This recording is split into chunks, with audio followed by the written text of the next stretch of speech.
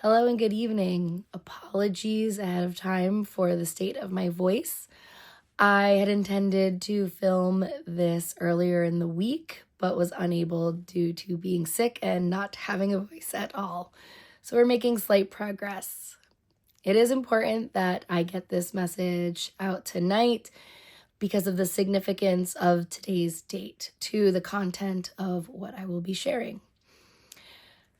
Today is December 14th, 2025, and 7 years ago, on December 14th, 2018, I suffered a traumatic brain injury that absolutely changed my life.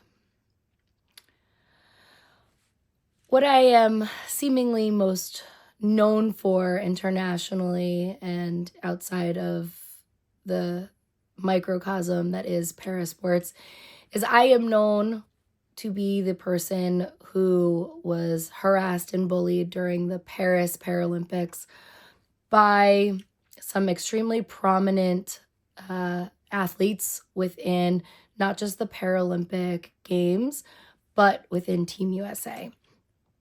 When I came home from Paris, people didn't want to talk about the story of my triumph of what I had overcome in adversity to get to be the most decorated member of Team USA at those Paris Paralympics or a world record holder.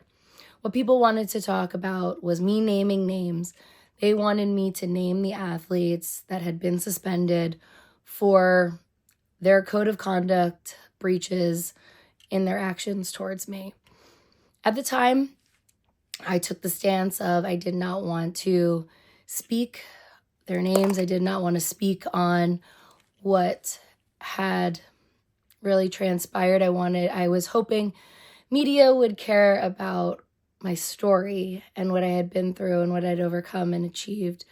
But they wanted me to say names.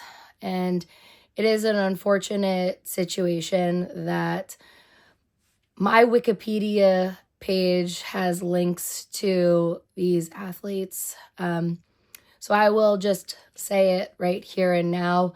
The athletes that were suspended by Team USA were Jessica Long, Julia Gaffney, Gia Pergolini, and Anastasia Pagonis.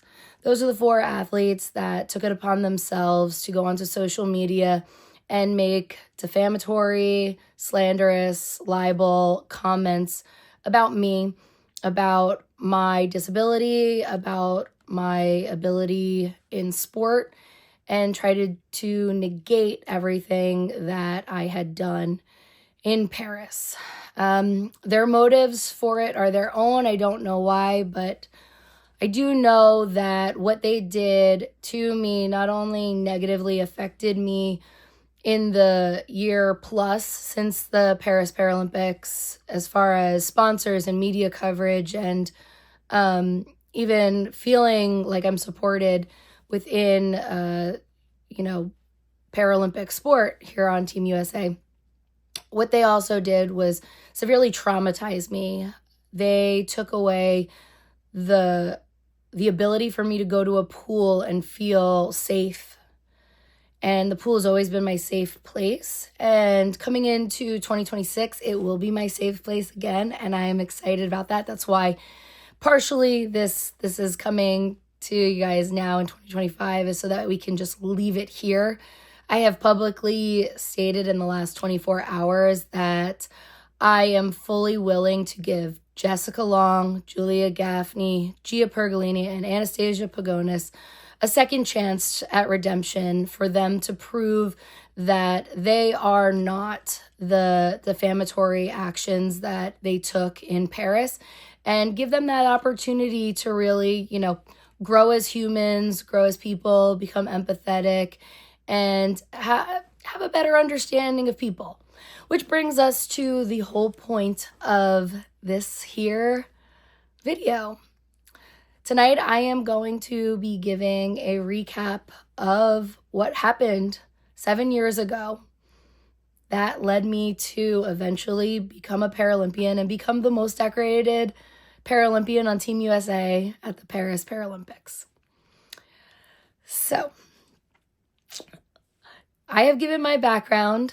I was a highly elite swimmer. In December of 2018, I was getting ready to start my run at trying to make the Olympic team for Tokyo. I had been training in the pool, doing the work, and come 2019, there was every intention to start competing again. We had everything all mapped out. I was super excited about it. Had some great pool sessions, and I was just really looking forward to being ranked in the world again. So on December 14th, 2018, I picked my children. At the time, there were only two tinies, Bella and Raleigh. I picked them up early from school, and I drove them to our local ski mountain, Mountain Creek, in Vernon, New Jersey. Skiing is something that I have done since I was a child. Grew up loving Peekaboo Street. I race skied when I was little. There are intentions to get into race skiing in the future. Unfortunately, we had cancer come up after Paris, and so derailed a bit of that. But I passed on that love of skiing to the tinies. And at the time, Raleigh had just turned 3. Yeah, he had just turned 3. And Apri was 8, and we, excuse me, the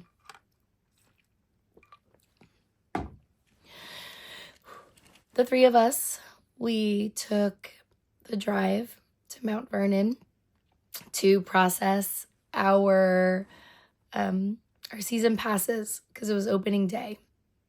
And Apri Bella that year was going to be on the race ski team.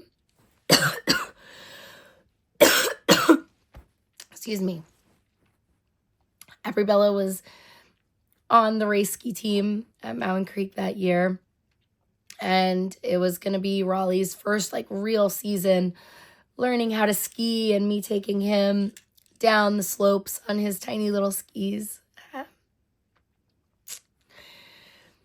So we drove out to the mountain, and Raleigh was just not in a great mood. There was some stuff that was going on. So instead of going up and skiing, we decided to just process our passes and go and play a little in the snow.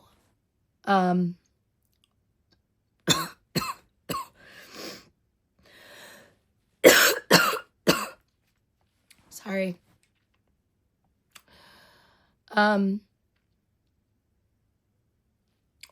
Raleigh, my son, we say he has superpowers. In all reality, Raleigh is neurodivergent. He is on the spectrum, and he has ADHD. That being said, he possessed that incredible strength as a child, but he did not have very good tone. He has low tone. He does not have very good coordination in things like making a snowball. And we sat there, the 3 of us, and we started to have a snowball fight. And we threw some snowballs at each other, and it was fun.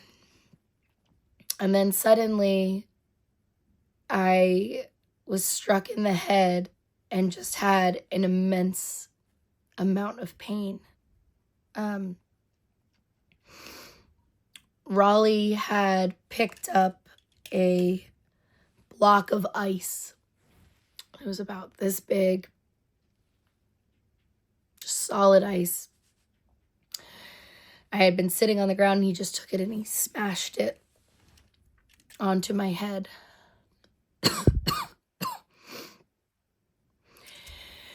And at first I was I didn't want to say that that's what had happened. And for a long time, I didn't tell people that that's what had happened.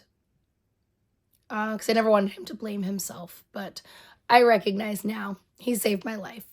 Not only did he save my life, but he opened the door for all of this. A brain bleed was going to happen eventually.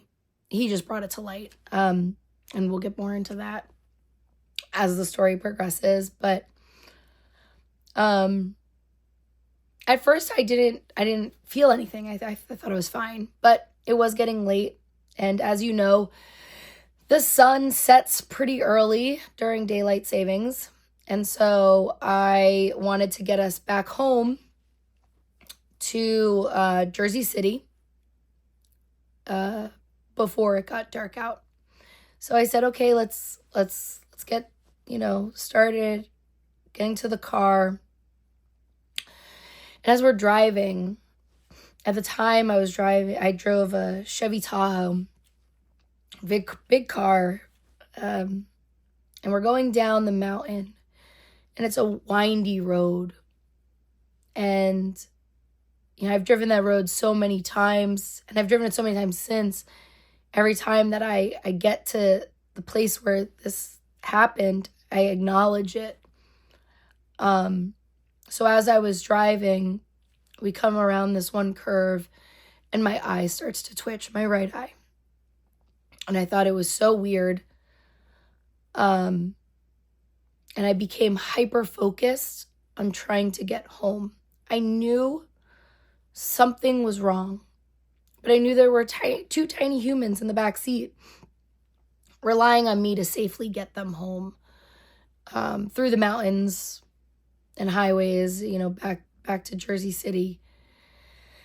And I could feel this heaviness in my left arm, but I didn't think anything of it.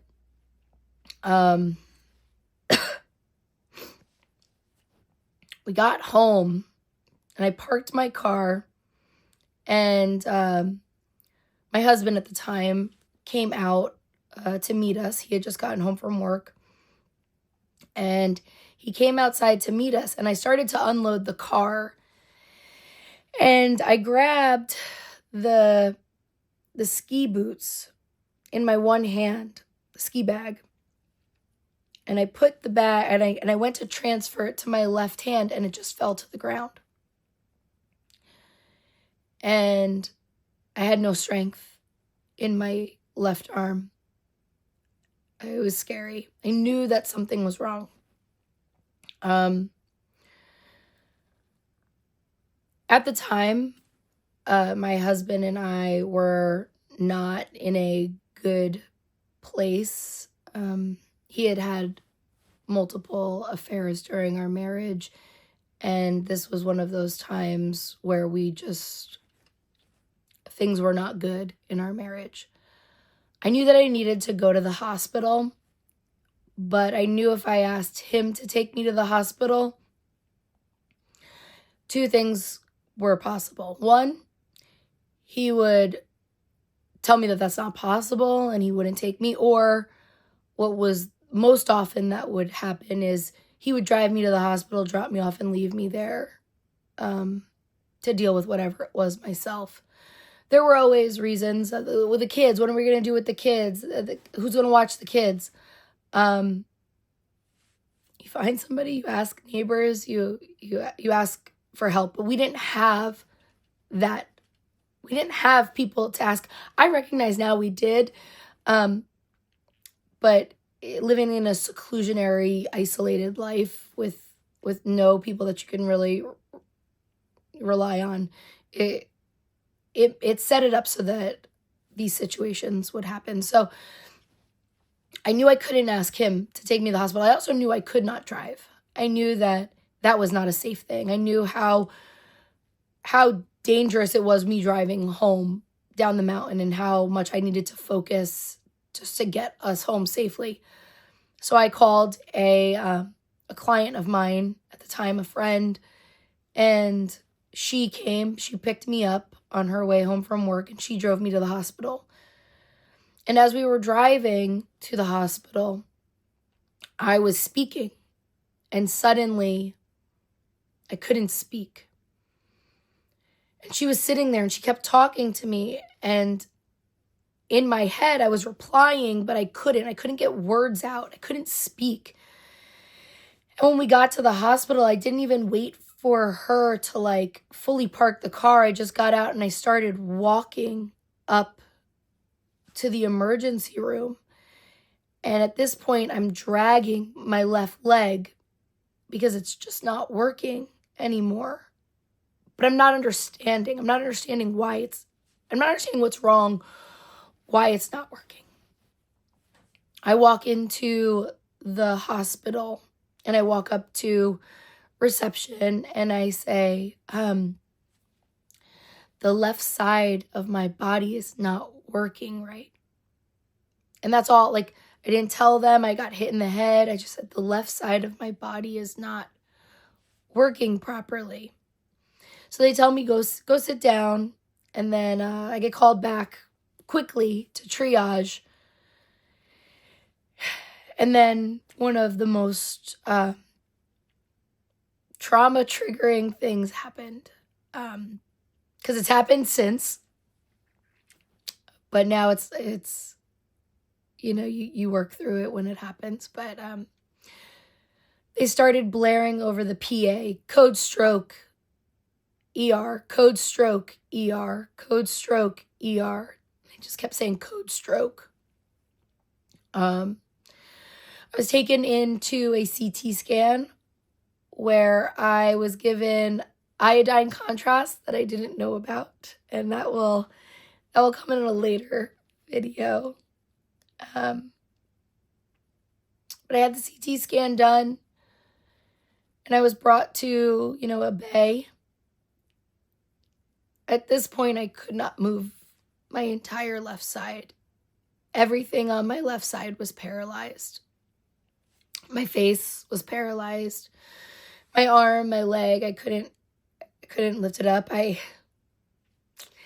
still have the phone that I used at that time, and it still has the crack because my phone dropped to the floor and I couldn't catch it because it was on my left side.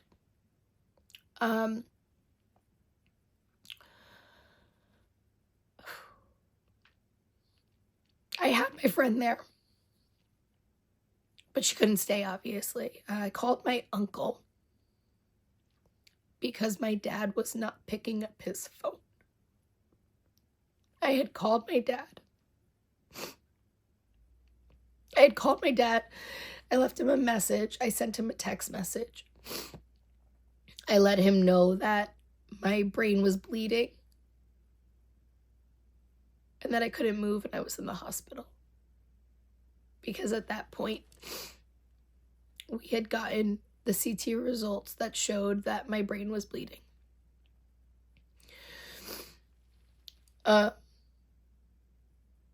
uncle came with his husband.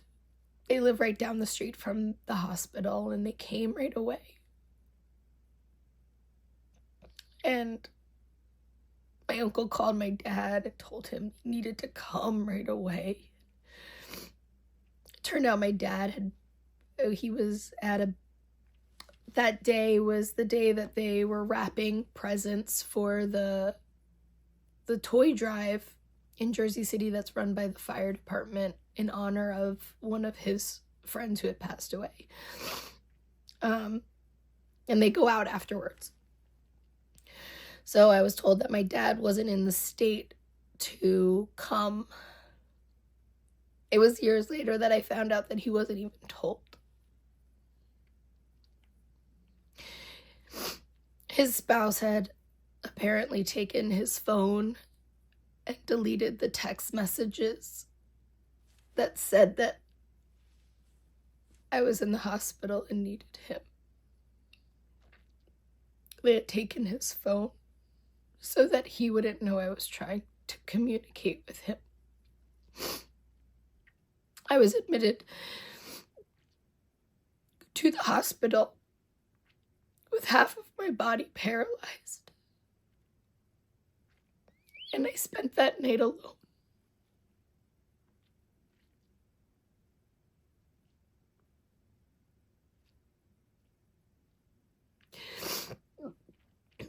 brain bleeding, no idea what was to come in the future.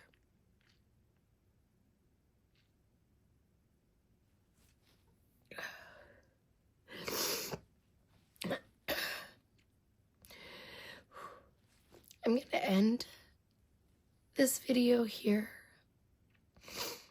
because this is what happened 7 years ago today at this time. And over the next several weeks, I'm going to be posting videos in real time of what was happening to me 7 years ago as I had my brain injury and then eventually brain surgery and became permanently disabled. I will be posting tomorrow about what happened when my dad did finally come to see me at the hospital while I was paralyzed.